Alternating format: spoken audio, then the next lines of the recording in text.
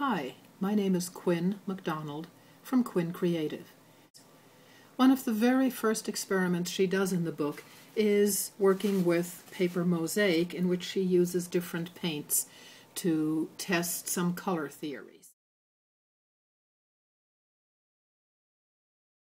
So here's the thing about color theory. When you mix colors, you get different colors.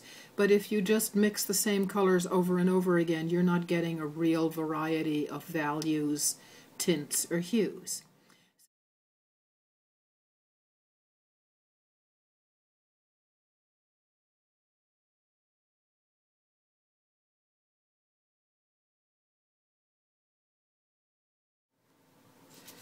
Once the pieces have dried, and I made a few of them here, once the pieces have dried, you want to cut them up and use them in art.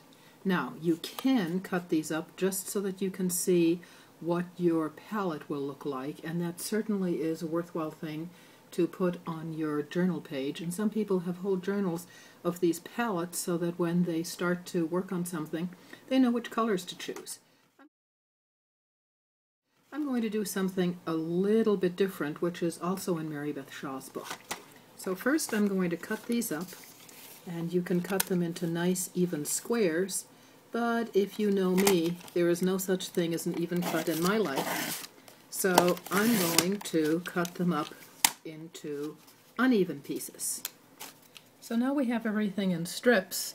Now we're going to take scissors and we're going to cut them into pieces. So this big piece here that I'm going to take, I'm going to cut into fairly thin pieces. But even that I'm going to vary, because I don't do even very well, and I want to get color blends. I don't want to cut them exactly where the colors are. I want to get them so that I have good color blends. What we're going to do now is take these cut up pieces that we have over here, and we're going to glue them in a grid pattern onto this piece of prepared watercolor paper. This watercolor paper I wet with a sprayer, and then I put some of the Payne's gray on it and a little bit of gold and let the colors run together so we had a good background. So I'm going to complete this gluing pattern here. After you've created a background, and you may notice this background is a little different from the one in the earlier clip, which means that you shouldn't leave your cats in the studio when you go to eat dinner. In this one, we're now gluing the squares onto the background. You'll notice that they aren't squares, nor are they all even, nor do I really want that. I wanted that nice uneven look. You'll see that I've cut some small pieces to fit here and here. These are clearly rectangles. I've cut some of the pieces to give me nice graphic elements. So while, yes, I am using this as a triad color wheel, or a color mosaic, I'm also using it to design a journal page. All of the pieces that I want to put in here, and you'll notice that it deliberately is uneven. I want to add something to the bottom of the page. Mary Beth does her own stencils, and here's an example of one.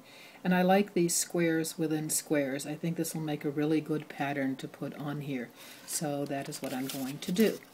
And instead of using a paint to stencil them on, I am going to create a different kind of look with a Sharpie.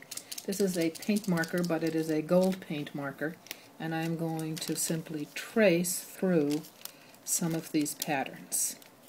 I want to get them evened up. I'm not going to trace all of them. I'm just going to trace a few. So I think I have enough, and when I lift it up, it's a really nice finish to this piece. If you look at it, you can see that, let's see if I can hold it in the light just right. No? There we go. You can see that there's some really nice gold patterns down here. I'm still not quite finished with this page, which will be oriented like this. The journal page now is complete the way it was in Mary Beth Shaw's book, and it would face this way. I really want to put some poetry around the edge because I think that would be really nice. I found a nice piece of poetry from Wendell Berry.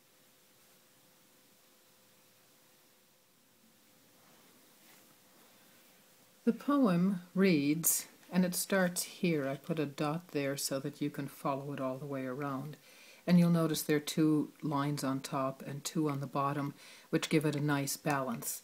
And the poem reads, I come into the peace of wild things, who do not tax their lives with forethought of grief.